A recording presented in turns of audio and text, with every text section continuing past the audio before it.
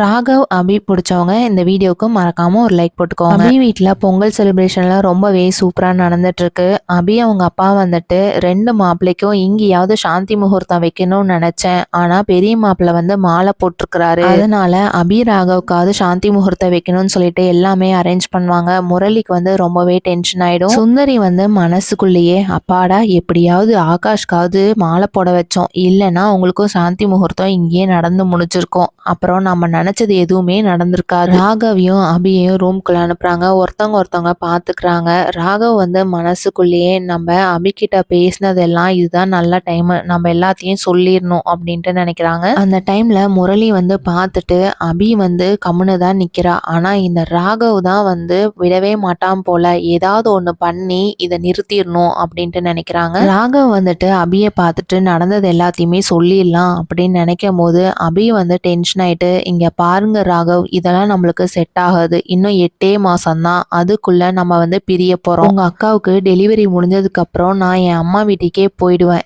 இந்த டீல் வந்து எங்க அம்மா அப்பாவுக்கு தெரியாது இல்லையா, அதனாலதான் உள்ள அனுப்பி வச்சிட்டாங்க. நம்ம 2 பேருமே இப்படியே இருக்கிறது தான் நல்லது அப்படின்னு சொல்லிட்டு இருக்கும் போது வெளியில ஒரு சவுண்டு கேக்குது. அபி ராகவ் என்னன்னு சொல்லிட்டு கதவை திறந்து பாக்குறாங்க. நாளைக்கு என்ன நடக்க போகுதுங்கிறத வெயிட் பண்ணி பார்க்கலாம். தேங்க்யூ.